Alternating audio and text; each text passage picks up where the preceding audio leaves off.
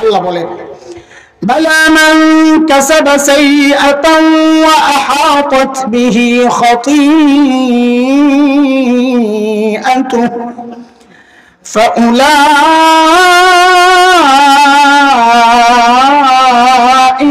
আসহাবুন নার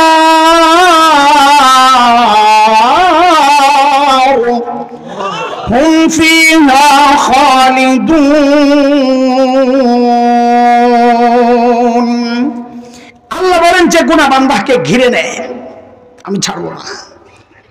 বান্দাকে ঘিরে নেয় গুনাহ, এটা কি অর্থ? মুফাসসিররা বলেছেন তার মানে হচ্ছে যে গুনাহে বান্দা ফেঁসে যায়, নিয়মিত করে, ছাড়তে পারে না। সহজে বলেন, সহজে বুঝেন কোন ধরনের গুনাহ আল্লাহ ছাড়বেন না বলেছেন? যে গুনাহ বান্দা নিয়মিত করে, ছাড়তে পারে না। কি সেই গুনাহ? সেটা আপনার একটা হইতে পারে, আমার আরেকটা হইতে পারে, এই ভাইয়ের আরেকটা হইতে পারে, ওই ভাইয়ের আরেকটা হইতে পারে। সবার যে একটা হবে তা জরুরি না। কিন্তু আমরা এই সমাজ নিয়ে ভাবি, সমাজে থাকি, এই সমাজের দিকে তাকায় আমাদের অনুভূতি হচ্ছে 5টা গুনাহ এমন আছে যেই গুনার মধ্যে এই সমাজের ব্যাপক সংখ্যায় মানুষ জড়িত। এই কয় গুনাহ? আমি একটা গুনাহ বলবো, আর একটু খোঁচা দেওয়ার জন্য বলবো, পারলে অস্বীকার করেন, পারলে অস্বীকার করেন। 5টা গুনার মধ্যে 2টা গুনাহ এমন যে গুনার মধ্যে এই সমাজের প্রায় সবাই জড়িত। নারীও জড়িত, পুরুষও জড়িত, জওয়ানও জড়িত, বুড়াও জড়িত। আরে আমার মতো এমন সুরতওয়ালাও কেউ কেউ জড়িত, কোন কোন মুফতি জড়িত, কোন কোন মুহাদ্দিস জড়িত, আরে কোন কোন পীর যাদের কাজ হচ্ছে মানুষকে গুনাহ থেকে বাঁচানোর চেষ্টা করা, কোন কোন পীরও যেই গুনাহে জড়িত। সেই 2টা গুনার একটার নাম হচ্ছে গীবতের গুনাহ। পারলে অস্বীকার করেন। এক জায়গায় বসলেই বাস আরেকজনের বদনাম শুরু হয়ে গেছে। এই সমাজের প্রায় সবাই এই গুনাহে জড়িত। 2 নাম্বার যে গুনায় এই সমাজের প্রায় সবাই জড়িত, শুধু আগের শ্রেণী বলছি তা না, এই গুনায় ছোট্ট ছোট্ট বাচ্চারাও জড়ায় গেছে। সেই গুনাহটার নাম হচ্ছে টাচ মোবাইলের গুনাহ। পারলে অস্বীকার করেন। 3 নাম্বার, 4 নাম্বার, এই 2 গুনার মধ্যে এই সমাজের অধিকাংশ পুরুষ জড়িত। কি সেটা? এই সমাজের অধিকাংশ পুরুষ দাড়ি কাটার গুনায় জড়িত। পারলে অস্বীকার করেন। 4 নম্বর, এই সমাজের অধিকাংশ পুরুষ টাকনুর নিচে কাপড় পরার গুনায় জড়িত। পারলে অস্বীকার করেন। কয় গুনাহ গেল? তাড়াতাড়ি বলেন। কয়টা? 1 নম্বর গীবতের গুনাহ, টাচ মোবাইলের গুনাহ, দাড়ি কাটার গুনাহ, টাকনুর নিচে কাপড় পরার গুনাহ। কিন্তু 5 নম্বর গুনাহটা বলতেও ইতস্ত লাগে, অনেকে নিতে পারেন না, অবাক হয়ে যান, এটা কিভাবে সম্ভব? হ্যাঁ সম্ভব বলেই তো বলছি।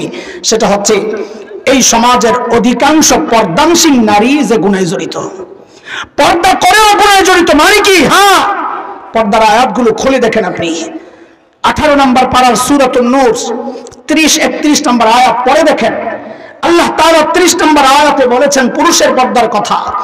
31 নম্বর আয়াতে মেয়েদের পর্দা সম্পর্কে আল্লাহ বলতে গিয়ে বলেছেন ওয়ালা ইউবদিনা জিনাতাহুন্না, মেয়েরা যেন তাদের সৌন্দর্য প্রকাশ না করে। মুফাসসিরিনে কেরাম বলেন পর্দার মূল কথা এটা একটা, সৌন্দর্য গোপন করা, প্রকাশ না করা। কাজেই কোন নারী যদি ছালার চটকাই দিয়ে নিজের সৌন্দর্য গোপন করে তো ইসলাম বলবে সে শরিয়া অনুযায়ী পর্দা করেছে। কোন নারী যদি ঘরের কাঁথামোড় দিয়ে পর্দা করে তো ইসলাম বলবে সে শরিয়া অনুযায়ী পর্দা করেছে। কিন্তু কোন নারী যদি ঝিকঝাক বোরকা, রং বেরঙের বোরকা, টাইট ফিট বোরকা, ডিজাইনের বোরকা পরে পর্দা করে তো ইসলাম বলবে সে শরিয়া অনুযায়ী পর্দা করে নাই। কেন? শরিয়তের পর্দার মূল উদ্দেশ্য সৌন্দর্য গোপন করা। এটা কষ্ট হলেও অনেকের জন্য শুনতে, মানতে কষ্ট হলেও চরম বাস্তবতা হচ্ছে আজকালকার অধিকাংশ বোরকা দিয়া সৌন্দর্য গোপন হয় না, বরং সৌন্দর্য প্রকাশ পায়। কথা ঠিক কিনা বলে? এই কথা যে ঠিক তার এক চরম বাস্তবতা হচ্ছে ঢাকায় আমি যেখানে থাকি এর পাশে একটা এলাকার নাম কাটাবন, নাম শুনছেন? শাহবাগের নাম শুনছেন? পিজি হাসপাতালের নাম শুনছেন? ওইটার কাছে কাটাবন। কাটাবন একটা বোরকার দোকান আছে। ওই দোকানের নাম শুনলেই তো আপনি অবাক হবেন আর উদ্দেশ্য বুঝে যাবেন। বোরকার দোকানের নাম হচ্ছে ফ্যাশন হাউস। কি আমি দোকানদারের ধন্যবাদ দিছি যে কামের কাম করছো, তুমি মুনাফিকি করো নাই। ও সাইনবোর্ডে বুঝাইয়া দিছে যে আমার কাছে যেই বোরকা পাবেন এটা ইসলামের বোরকা না, এটা ফ্যাশনের বোরকা, মন চাইলে আসেন, নাইলে কেটে পড়েন। ঠিকই তো আছে, আর তো কোনো দোষ নাই। তাড়াতাড়ি বলেন গুনাহ কয়টার কথা বলেছি? বলেন বলেন বলেন, তাড়াতাড়ি বলেন, কয়টা কয়টা? কিন্তু তারপরেও ভয়ঙ্কর আমাদের কষ্টের জায়গা যেটা, আক্ষেপের জায়গা যেটা, দোস্ত, এই গুনাহগুলোতে যারা জড়িত, এক চরম বাস্তবতা হচ্ছে অধিকাংশই এই গুনাহগুলোরে গুনাহই মনে করে না। গুনাহকে গুনাহ মনে না করা গুনাহ করার চেয়ে মারাত্মক। কেন? কারণ গুনাহকে গুনাহ মনে করলে তওবার মানসিকতা থাকে, সুযোগ আসলে করে ফেলে। কিন্তু গুনাহকে যদি গুনাহই মনে না করে তাহলে তার জন্য আর তওবা নসিব হয় না। আপনি বলবেন গুনারে গুনাহ মনে করে না, এটাও কি সম্ভব? সম্ভব। আপনি শুনেন, ঢাকার কাছে এক জেলা, টাঙ্গাইল জেলা, সেখানের এক নাট বল্টু ঢিলা এক এমপি ছিল। মাঝে মাঝে লাগামহীন কথাবার্তা বলতো। নাম রিসেপশন বলো, আব্দুল লতিফ সিদ্দিকী। সবাই স্মার্ট বয়, আব্দুল লতিফ সিদ্দিকী। আব্দুল লতিফ সিদ্দিকী গেছে এক মাহফিলে ওয়াজ করতে। নেতাগো কাজ, মানুষ কষ্ট করে একটা মাহফিলের আয়োজন করে, নেতারা যায় ওখানে একটু ওয়াজ করতে, কারণ ও জানে আমি ডাকলে তো এই পাবলিক পাবো না, ফাঁকি দিয়া কামসাইরা আসি। তো ও গেছে এক মাহফিলে ওয়াজ করতে, টুপি টাপি নাই, একটা টি শার্ট পরা, মানে অভদ্র, অসামাজিক। এই জন্যই এইভাবে গেছে, নাহলে মাহফিলে অতিথি সেইভাবে কেন যাবে? যাইয়া ওয়াজ করতেছে। কি ওয়াজ? ওয়াজ করতেছে হইলো, আপনারা হুজুররা যে দোয়া করেন না, আমি কিন্তু আমিন বলি না। আমি বলি কিরে ঘটনা কি, আমিন কেন বলে না? আমার না, এর চেহারা খারাপ, কত হুজুরের চেহারা সুন্দর আছে না, ভক্তি শ্রদ্ধা হয় না নাকি, কেন আমিন বলে না? ও কারণ যেটা বলেছে শুনে তো আমি খুশি হয়ে গেছি। আমি গাড়ি, আমি তো দলিল খুঁজি খালি, দলিল তো পাওয়া গেছে যে গুনারে যে গুনাহ মনে করে না, দলিল পাওয়া গেছে। সে কি বলে জানেন? আমি আমিন কেন বলি না? বলে কারণ হচ্ছে আপনারা তো বাচ্চাদেরকে শিখান গুনাহ করলে আল্লাহর কাছে মাফ চাইতে, তা আমি এই জন্য আমিন বলি না। কেন? আমার জিন্দগিতে আমি কোনো পাপ করি নাই, আমার জিন্দগিতে আমি কোনো পাপ করি না। আমাকে বাপরে দাড়ি খারাপ এটা বলে জিন্দগিতে পাপ করে নাই, তো করছে কেন? তার মানে ও গুনারে গুনাহ মনে করতেছে না। কথা বুঝে আসছে না? কথা অনস্ত গুনারে গুনাহ মনে না করা, গুনাহ করার চেয়ে মারাত্মক। আমি শেষ করতে হবে। বলেন তো আমরা গুনাহ ছাড়তে চাই কিনা? আমরা গুনাহটা চিনেছি যে গুনাহ আল্লাহ ছাড় দেন, ছেড়ে দেন না। কোন গুনাহ? যে গুনাহ বান্দা নিয়মিত করে, ছাড়তে পারে না। আল্লাহ তাআলা আমাদেরকে সব রকমের গুনাহ থেকে হেফাজতে রাখেন। আমি তো গুনাহ ছাড়তে চাই, আপনাদের কি অবস্থা আমি জানতে চাই। আল্লাহ তুমি কবুল করো। বাজান আপনার ওঠার দরকার নেই, এই তো পাবলিক হলে আমি যুক্ত হইতেছি, কানেকশন ঠিক রাখি আর কি, হারায় না যায়। আমার একটা রোগ আছে, আপনাদের আছে কিনা আমি জানি না, সেটা হচ্ছে ছাড়তে তো চাই কিন্তু পারি না। গুনাহ ছাড়তে চাই, এই সমস্যা তো সিলেটে নাই, আপনারা তো শাহজালালের দেশের মানুষ। হ্যাঁ, রেঙ্গার হজরত ঘুমাই রয়েছে এখানে, তারপরও আপনাকে এই সমস্যা, এইটা মক্কায় থেকে হয়। হ্যাঁ না বেটা, বাতির নিচে অন্ধকার, অন্য জায়গায় তো বাতি নাই, তো বাতি আছে, তো শুক্রিয়া আদায় কর, বাতির নিচে অন্ধকার। জাহেল। এই সমস্যা কমন সমস্যা, সারা দুনিয়ার মানুষের সমস্যা। যারাই গুনাহ ছাড়তে চায় সবার একই কথা, ছাড়তে চাই, ছাড়তে পারি না। এই জন্য আমাদের বড়রা গুনাহ ছাড়ার অনেকগুলো সহজ উপায় আমাদেরকে শিখাইয়া দিচ্ছেন, আমরা প্র্যাকটিস করি। আপনাদেরকে অনুরোধ করি, আমি একটা বলবো, তো সুযোগ কম আমার, একটা বলবো ইনশাআল্লাহ, একটু প্র্যাকটিস করেন। আমরা করি, আমরা উপকার পাইছি, আশা করি আপনাদের উপকার হবে। আমি দায়িত্ব নিয়ে বলছি, এই এই এই মনোভাব আর ভাবনা যদি দিল আর দিমাগের মধ্যে বসাতে পারেন, যেটা শিখাইয়া দিব ইনশাআল্লাহ, তাইলে গুনাহ ছাড়া না দেখবেন তখন গুনাহ করাটা আপনার জন্য কঠিন হয়ে যাবে ইনশাআল্লাহ। ইনশাআল্লাহ দেখেন, আপনারা যখন গুনার দিকে আগাই তখন দুনিয়ার কেউ আমাদেরকে না দেখলেও, কেউ না জানলেও একজন জানেন, দেখেন, তিনি কে? আর একটু জোরে উচ্চারণ করা যায় না? আল্লাহ। মাশাআল্লাহ, কথা ঠিক আছে, কিন্তু এই জায়গায় আমরা আল্লাহ বলবো না। এই জায়গায় এই প্রসঙ্গের সাপোর্টে কোরআনের যে আয়াতটা আমি আনতে চাই, ওই আয়াতে আল্লাহ নিজের যে পরিচয়টা দিয়েছেন আমরা ওই শব্দটা বলবো। সেটা আমার সাথে বলেন আপনারা, রব্বে কারীম। বলেন বলেন, আবার বলেন, সবাই বলেন, আরেকবার বলেন। তাহলে আমি আবার প্রশ্ন করি, আবার এবার ঠিকভাবে জবাব দিবেন। আমরা যখন গুনার দিকে আগাই আমাদেরকে কে দেখতে থাকেন? মাশাআল্লাহ, আবার বলেন। আচ্ছা আরেকটা কথা বলি, ছোটবেলায় আমরা যখন কোনো অপরাধ করতাম মা বাবা পেছন থেকে ডাকতেন না, এই কাজ কেন করস? ডাকতেন না? ডাকতেন না? আমাদের ওস্তাদ, আমাদের শিক্ষক, আমাদের গুরুজনরা ডাকতেন কিনা? তো আল্লাহ তাআলা শুধু দেখেন যে তা না, তিনি ডাকতে থাকেন। তাহলে দুইটা কথা, দেখতে থাকেন আর ডাকতে থাকেন। আমি আবারও জিজ্ঞেস করি, আমরা গুনার দিকে আগালে অথবা গুনার চিন্তা করলে অথবা গুনায় জড়ালে আমাদেরকে কেউ না দেখলেও একজন দেখতে থাকেন, তিনি কে? আর কি করতে থাকেন? বলেন বলেন, কি করতে থাকেন? কি বলে ডাকেন সেটাও কোরআনে আল্লাহ নিজে বলেছেন। কি বলে ডাকেন? সূরা ইনফিতার, আম্মা পাড়াও 5 নম্বর সূরা, 6, 7, 8 আয়াতগুলো পড়েন, দেখবেন আল্লাহ কি বলে ডাকেন। আল্লাহ নিজে বলেছেন। আল্লাহ বলেন, ইয়া আইয়ুহাল ইনসান মা গররাকা বিরাব্বিকাল কারীম।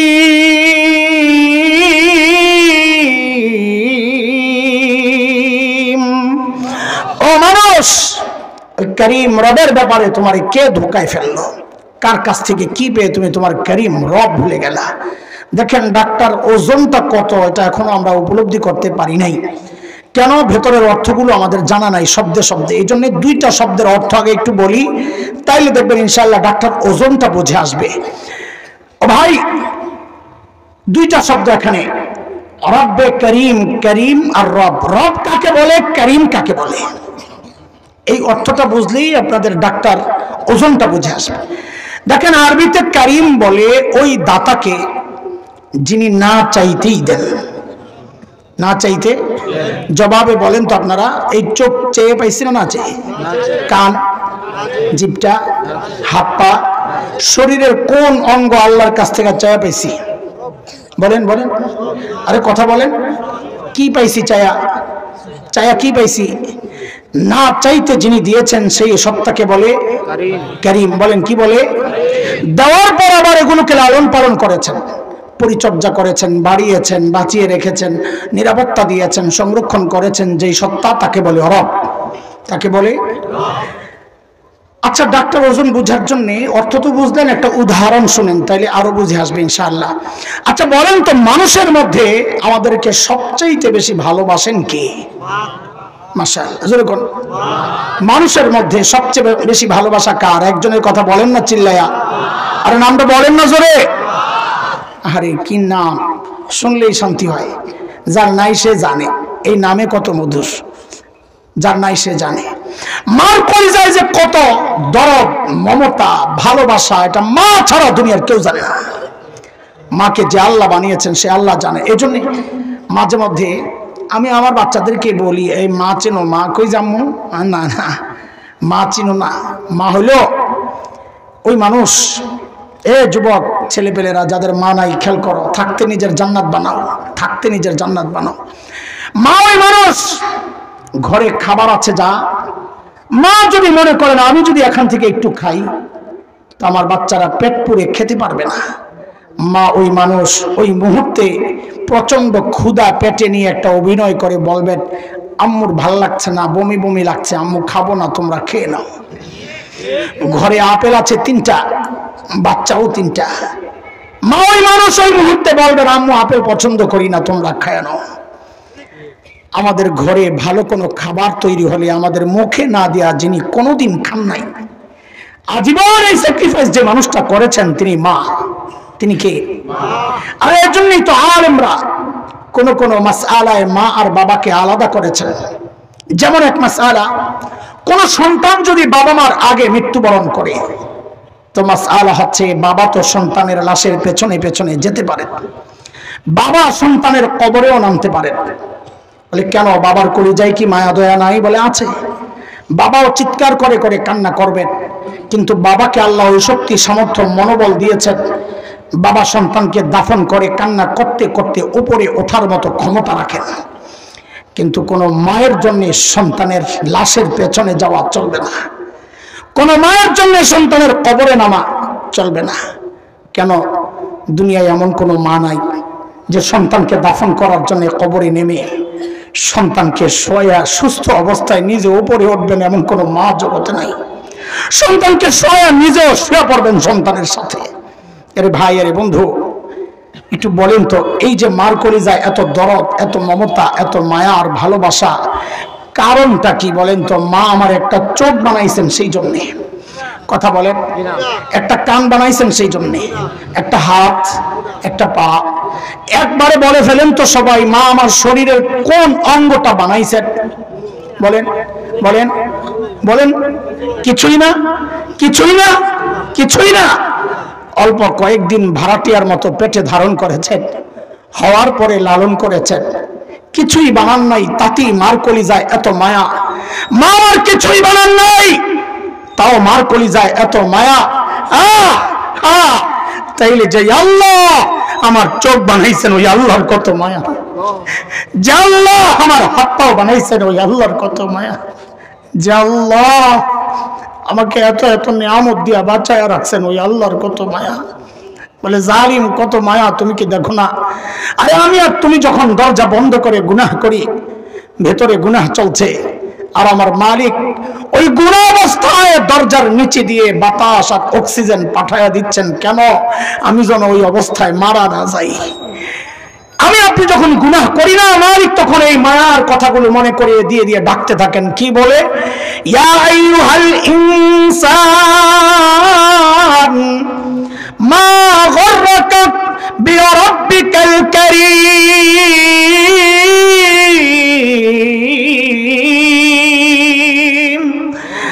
ও মানুষ, ওই করিম রবের ব্যাপারে তোমারে কে ধোকায় ফেললো? আর যে চোখ দিয়ে তুমি গুনাহ করতেছো, ওই চোখ কিন্তু তোমার ওই নায়ক নায়িকা দেয় নাই, নর্তকী দেয় নাই, আমি করিম দিছি, না চাইতে দিছি। আর যে কান দিয়ে তুমি গুনাহ করতেছ, ওই কান কিন্তু তোমার ওই গায়ক গায়িকা দেয় নাই, আমি করিম দিছি, না চাইতে দিছি। আরে জালিম, আমার দেওয়া চোখ দিয়ে, আমার দেওয়া কান দিয়ে, আমার দেওয়া নিয়ামত দিয়ে আমার নাফরমানি তুই করস কেন? কি পায়া তুই আমারই ভুলে গেলি বল? মুহতারাম হাজরিন, আমাদের বড়রা বলেন কি, এই ডাকের ভেতরে যেন আরেকটা ডাকও আছে। সেটা বড় অবাক করার মতো বিষয় বড়রা বের করেছেন, সুন্দর কথা, যে ডাকের ভেতরে যেন আরেকটা ডাক। কি সেটা? আল্লাহ যেন বলছেন, এরে বান্দা, এরে আমার বান্দা, তোর ছোট্ট বাচ্চাটা তাকায় থাকলে তুই গুনাহ করস না, তোর লজ্জা লাগে? তোর বাবা মা তাকায় থাকলে তুই গুনাহ করস না, তোর শ্বশুর শাশুড়ি মুরব্বী তাকায় থাকলে তুই গুনাহ করস না, অথচ আমি করিম রব তাকায় তাকায় তোরে ডাকছি, তাও তুই গুনাহ ছাড়স না কেন রে বান্দা? কি হয়ে গেল তোর? আমার দাম বুঝি তোর কাছে ওই ছোট্ট বাচ্চাটার চেয়ে কমে গেল? হ্যাঁ, আমার দাম বুঝি তোর কাছে আমার মাখলুকের চেয়ে কমে গেল না? আমার মাখলুক তাকায় থাকলে, তোর ওই ছোট্ট বাচ্চা তাকায় থাকলে তুই গুনাহ করস না, আর আমি করিম রব তাকায় তাকায় তোকে ডাকছি, তাও তুই গুনাহ ছাড়স না কেন রে বান্দা? মা গররাকা বিরাব্বিকাল কারীম। কে তোকে ধোকায় ফেলছে? কার কাছ থেকে কি পায়া তুই আমি রবকে ভুলে গেলি? ও ভাই, গুনাহ করার কথা মনে পড়লে যদি এই চিন্তাটা খালি মাথায় আনা যায়, আরে এই মুহূর্তে আমার রব আমারে ডাকতেছে, বান্দা যেই পাও দিয়ে আগাইতেছস ওই পাওটা আমার দেওয়া, যেই হাত দিয়া ধরতেছস ওই হাতটা আমার দেওয়া, যে চোখ দিয়া দেখতেছস ওই চোখটা আমার দেওয়া, যে কান দিয়া শুনতেছস ওই কানটা আমার দেওয়া। আমার দেওয়া নিয়ামত দিয়ে তুই আমার নাফরমানি কেন করতেছস বল? মা গররাকা বিরাব্বিকাল কারীম। এই অনুভূতিটা দিল আর দিমাগের মধ্যে বসাইতে পারলে ইনশাআল্লাহ গুনাহ ছাড়া না, দেখবেন তখন গুনাহ করা আমাদের জন্য কঠিন হয়ে যাবে ইনশাআল্লাহ। আল্লাহ তাআলা আমাদের সবাইকে গুনাহমুক্ত জীবন যাপনে অভ্যস্ত হওয়ার তৌফিক দান করেন। অতীতের সমস্ত গুনাহগুলো আল্লাহ মাফ করে দেন এবং ভবিষ্যতেও গুনাহমুক্ত থাকার তৌফিক দেন। এই মাহফিল যাদের স্মৃতিতে ভাস্বর হয়ে আছে, যাদের মুবারক কদমে এই মাহফিল, এই আপনাদের এই এলাকায় এই মসজিদ, আল্লাহ তাআলা যাদের কদমের ছোঁয়ায় মুবারক হয়েছে, বরকতপূর্ণ হয়েছে, আল্লাহ আমাদের সমস্ত মনীষীদেরকে আল্লাহ তাআলা জান্নাতের মেহমান হিসাবে কবুল করেন। শুরু থেকে আজ পর্যন্ত মাহফিল আয়োজনে অর্থ, সময়, শ্রম, পরামর্শ দিয়ে যারাই সহযোগিতা করেছেন, আল্লাহ সবাইকে এর উত্তম জাযার বিনিময় দান করেন। আমিন। ওয়া আখিরু দাওয়ানা আলহামদুলিল্লাহি রাব্বিল আলামিন। সুবহানাকাল্লাহুম্মা বিহামদিকা আমরা সহযোগিতা করছি। اللهم صل على سيدنا محمد عبدك ورسولك وصل على المؤمنين والمؤمنات والمسلمين والمسلمات ربنا ظلمنا أنفسنا وإن لم تغفر لنا وترحمنا لنكونن من الخاسرين يا رب البيت العتيق أعتق رقابنا ورقاب آبائنا وأحبابنا وأزواجنا وذرياتنا من النار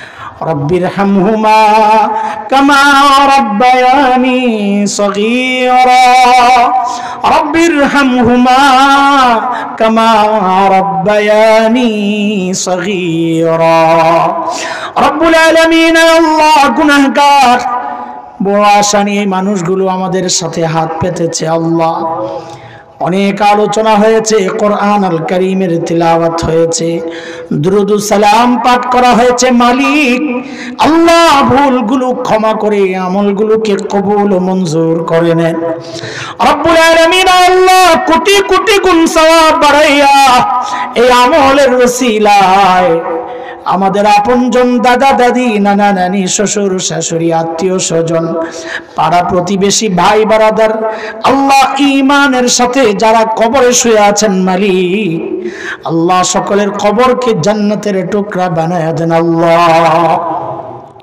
খাস করে মালিক আমাদের যাদের মা নাই বাবা নাই আল্লাহ কবরে কি অবস্থায় আছেন জানি না মালিক ছোটবেলায় দেখেছি যাদেরকে ঘরে কোনো ভালো খাবার তৈরি হলে আমাদের মুখে না দিয়া যারা কোনোদিন খান নাই গো মালিক মাকে একটা দামি জামা পরতে দেখি নাই বাবা একটা দামি জুতা পরেন নাই আমাদের সুখের কথা চিন্তা করে আয় মালিক যাদের ওসিলায় আপনাকে চিনলাম যাদের ওসিলায় আপনাকে সিজদা করি যাদের ওসিলায় আপনার কালামের তিলাওয়াত করি আল্লাহ ওই মা বাবা কবরে শুয়ে আছেন গো মালিক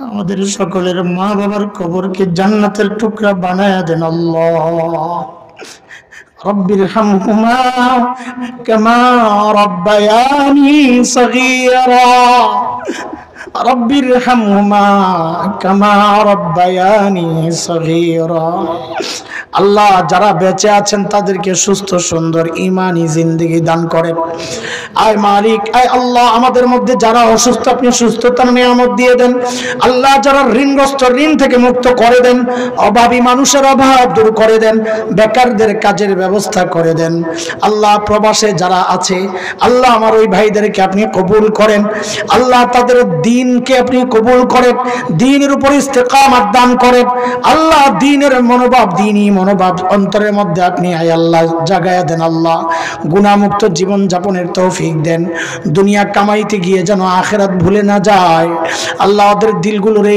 হেদায়েতের নূরে আপনি আলোকিত রাখেন আল্লাহ আয় মালিক আল্লাহ কামাই রোজগারে বরকত দিয়ে দেন আল্লাহ নেক হায়াত দিয়ে দেন আল্লাহ সুস্থতার নিয়ামত দিয়ে দেন আল্লাহ বাবা মা ছেড়ে আপনজন ছেড়ে দূরে প্রবাসে একা একা পড়ে আছে মালিক আল্লাহ আপনি তাদের সহায় হয়ে যান আল্লাহ আপনি তাদের রহমতের দিয়ে আপনি সঙ্গী হয়ে যান আল্লাহ আপনার রহমতের চাদরে তাদেরকে ঢেকে রাখেন আল্লাহ আয় মালিক গুনাহগার আপনার শাহী দরবারে হাত উঠাইছি মালিক সবার খবর তো জানা নাই নিজের খবর বড় জানা গুনার গুনাহ গুনার গুনাহ গুনার গুনাহ তো গুনাহ হাত পাততেও তো লজ্জা লাগে কিন্তু করব কি যাব কই আপনি ছাড়া তো আমাদের কেউ নাই রে মালিক মা রাগ করলে বাবার কাছে আশ্রয় পাওয়া যায় বাবা রাগ করলে মায়ের কাছে আশ্রয় পাওয়া যায় আপনি তাড়া দিলে আমরা যাব কার কাছে গো মালিক আপনি ছাড়া তো আমাদের কেউ নাই তাই তো গুনাহ করে করে বেহায়ার মতো আপনার দুয়ারে দাঁড়াই গো আল্লাহ আমাদের কোনো পুঁজি নাই কোনো পুঁজি নাই আপনি একটু তাকায় দেখেন ওই সাদা দাড়িওয়ালার চোখের পানি একটু দেখেন আল্লাহ ওই টকবকে যুবকের চোখের পানি দেখেন আল্লাহ নিশ্চয়ই তারা দিলওয়ালা। ওই দিলওয়ালা মানুষের সেজদার উসিলায় আমাদেরকে মাফ করে দেন আল্লাহ, আমাদেরকে মাফ করে দেন আল্লাহ, দেন মাফ করে দেন আল্লাহ, দেন না মাফ কইরা মালিক, দেন না মাফ কইরা, দেন না মাফ কইরা, দেন না মাফ কইরা আল্লাহ, দেন মাফ করে দেন। আপনি মাফ করে দিলে তো আপনার কোনো ক্ষতি হবে না, মাফ না করলে তো আমরা বড় বিপদে পড়ে যাব, চিরশত্রু শয়তান খুশি হয়ে যাবে। আর আপনি মাফ করে দিলে আপনার হাবিব খুশি হয়ে যাবেন। আল্লাহ, আপনার হাবিবকে খুশি করার জন্য হলেও আমাদের জিন্দগির সব গুনাহ খাতা মাফ করে দেন আল্লাহ। আল্লাহ, আমাদের কাছে শুয়ে আছেন শেখ রেঙ্গা রাহিমাহুল্লাহ, মুহাদ্দিস সাহেব হুজুর রাহিমাহুল্লাহ সহ যত বুজুর্গ এই জমিনে শুয়ে আছেন আল্লাহ, সকলের কবরকে জান্নাতের টুকরা বানায় দেন আল্লাহ। আয় মালিক, এই সুন্দর আয়োজনে একদম শুরু থেকে আজকে 21তম বছর চলছে, শুরু থেকে আজ পর্যন্ত এই সুন্দর আয়োজনে অর্থ দিয়ে, সময় দিয়ে, শ্রম দিয়ে, পরামর্শ দিয়ে যারা সহযোগিতা করেছেন আল্লাহ, সকলের এই সহযোগিতাকে নাজাতের জরিয়া বানায় দেন আল্লাহ। ভবিষ্যতে এই সুন্দর আয়োজনকে আরো সুন্দর করে করার তৌফিক আপনি দান করেন আল্লাহ। ওলামাদের পরামর্শে এই সুন্দর আয়োজনকে সাজানোর তৌফিক আপনি দিয়ে দেন আল্লাহ। আয় মালিক, 31 জানুয়ারি 1, 2, 3, 4, 5, 6 ইজতেমা, বিশ্ব ইজতেমা শুরায়ে নিজামের তত্ত্বাবধানে যে ইজতেমা, আল্লাহ ইজতেমাকে আপনি কামিয়াব করেন আল্লাহ। আয় আল্লাহ, আমাদের সবাইকে অংশগ্রহণের তৌফিক দান করেন আল্লাহ। আয় আল্লাহ, যে কোনো ধরনের দুর্ঘটনা, বিশৃঙ্খলা থেকে ইজতেমাকে আপনি হেফাজত করেন আল্লাহ। কুচক্রীদের চক্রান্ত থেকে আয় আল্লাহ, দাওয়াত ও তাবলীগের মেহনত, আকাবির আসলাফের আমানতকে আপনি হেফাজত করেন আল্লাহ। ও সাল্লাল্লাহু আলা সাইয়্যিদিনা মুহাম্মদ ওয়া আলিহি ওয়া সাহবিহি আজমাইন। সুবহানা রাব্বিকা রাব্বিল ইজ্জাতি আম্মা ইয়াসিফুন ওয়া সালামুন আলাল মুরসালিন ওয়ালহামদুলিল্লাহি রাব্বিল আলামিন। বিষ্ণু পারে গেছে, মানে একসাথে আসলে